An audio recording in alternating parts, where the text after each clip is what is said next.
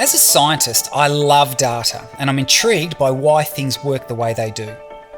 However, there are some things that seem to go beyond the ability of science to explain. In 2005, Time magazine published an article titled "The Samaritan Paradox."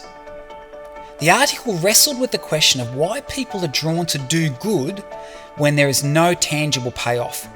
For example, why do people donate to disadvantaged people living in a different continent when there is no chance of them repaying the kindness? Science struggles to provide an answer.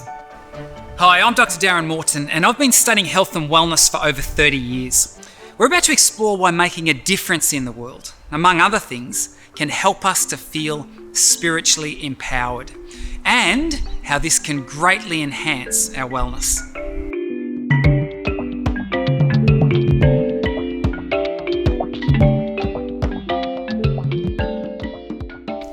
Abraham Lincoln once said, "When I do good, I feel good."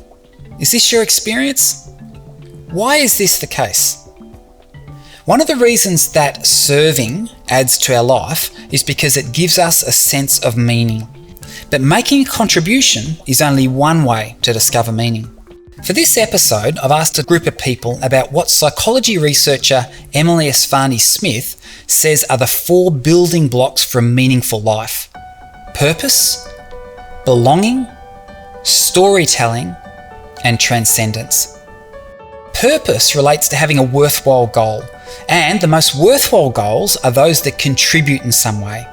When we officially retired from teaching, we were asked by Fulton College, Fiji, to run a teacher training program for untrained teachers in Vanuatu and Solomon Islands. And we did that for 10 years. You see, Melanesian people are very creative, but in the schools that we visited, they weren't teaching music and they weren't teaching art and they weren't teaching PE because they said, we don't have the stuff, we don't know how to do it, so we don't do it. I had tears in my eyes when I was teaching them art. They had never heard the term primary or secondary colours. Most of them had never touched a paintbrush. You just imagine teaching kids something like that. And these were adults you were teaching? Well, they were adults, and the looks on their faces while they're painting, they were creating something beautiful. I've often thought that I wish there was no, currency in the world, and that our currency was the actions and the behaviors that we have.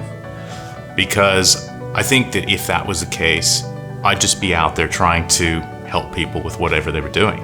I really do enjoy working with people, helping them actualize themselves, helping them find their voice and sort of get across a message that they're trying to get across. So there's something innately fulfilling about seeing someone else have that aha moment about themselves and realize what they're capable of.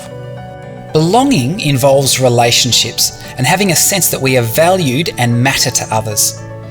We're designed to exist in community, and this gives meaning to our lives. Having people to share ideas with. I really like talking about thoughts, ideas, sharing that, and I think connecting with people, you get fresh ideas yourself and you get to hear different perspectives. If you want to induce anxiety very effectively or a sense of helplessness, isolate someone. What do you do on Guantanamo Bay? You don't need to actually torture people.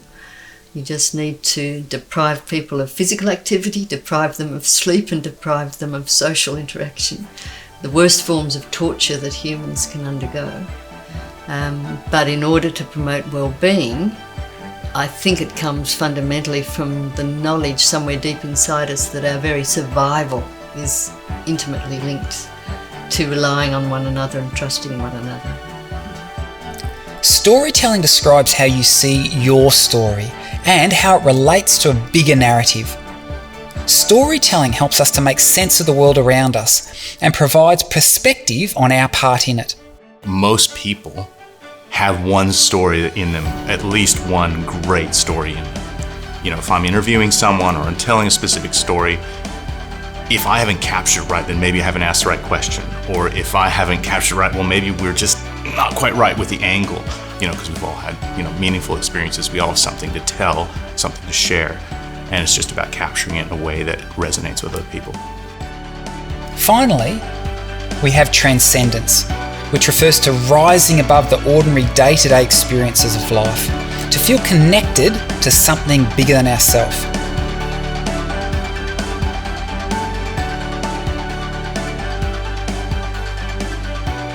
After all of my years of research into what it takes for people to experience their highest levels of health and wellness, I've come to believe that it's this dimension, to be spiritually empowered, that adds most richly to our lives. I hope that you discover it.